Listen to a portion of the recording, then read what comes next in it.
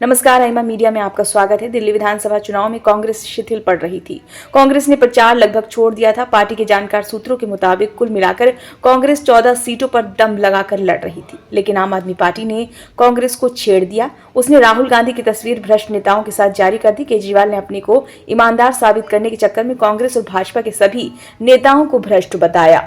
दिल्ली में जितने नेता प्रचार कर रहे हैं, चाहे अमित शाह हो या राहुल गांधी और अजय माकन हो या फिर अनुराग ठाकुर, आपकी ओर से सबके पोस्टर जारी किए गए और उनको बेईमान और भ्रष्ट बताया गया। कांग्रेस ने इस बात का बहुत गंभीरता से संज्ञान लिया। पार्टी ने पहले तो चुनाव आयोग में इसकी शिकायत की और उसके बाद चुनाव प्रचार में पलटवार करने का फैसला किया। राहुल गांधी 2 हफ्ते के बाद चुनाव प्रचार में उतरे तो उन्होंने आम आदमी पार्टी और अरविंद केजरीवाल को निशाना बनाया। पहली बार ऐसा हुआ कि राहुल गांधी ने केजरीवाल को भ्रष्ट और बेईमान बताया।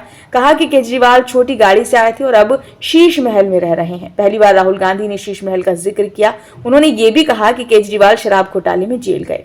राहुल इतने पर ही नहीं रुके, वो पड़पड़गंज में प्रचार करने गए तो कहा कि दिल्ली के पूर्व उप मुख्यमंत्री मनीष सिसोदिया शराब घोटाले के मुख्य कर्ता धर्ता थे और उसी वजह से पड़पड़गंज क्षेत्र छोड़कर उनको भागना पड़ा। गौरतलब है कि सिसोदिया 3 बार उस सीट से विधायक रहे थे, लेकिन इस बार जंगपुरा से चुनाव लड़ रहे हैं और इस नाम पर वोट मांग रहे हैं कि जीते तो फिर उप मुख्यमंत्री बनेंगे और क्षेत्र का विकास करेंगे। हालांकि वहां भी लोग पूछ रहे हैं कि उप मुख्यमंत्री रहते पड़पड़गंज का विकास किया तो फिर क्यों वो क्षेत्र छोड़कर भागना पड़ा।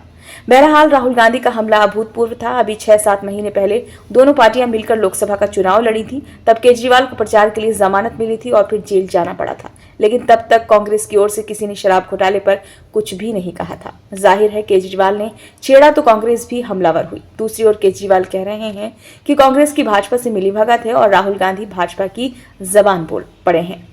उन्होंने ये भी कहा कि रॉबर्ट वाड्रा को राहत इसलिए मिली है क्योंकि दोनों पार्टियां मिली हुई हैं। कांग्रेस और आप एक दूसरे पर आरोप लगा रहे हैं तो उससे भाजपा को फायदा हो रहा है। भाजपा को ये कहने का अवसर मिल रहा है कि दोनों पार्टियां भ्रष्ट हैं। हालांकि इसमें भी भाजपा की प्रतिक्रिया बहुत सधी हुई है।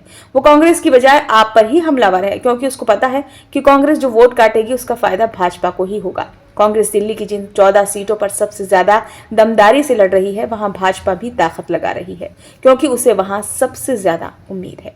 ये वीडियो आपको कैसा लगा? अच्छा लगा हो तो लाइक करें, कमेंट बॉक्स में अपना सुझाव दें। चैनल को अभी तक आपने सब्सक्राइब नहीं किया है तो कृपया इसे सब्सक्राइब जरूर कर लें।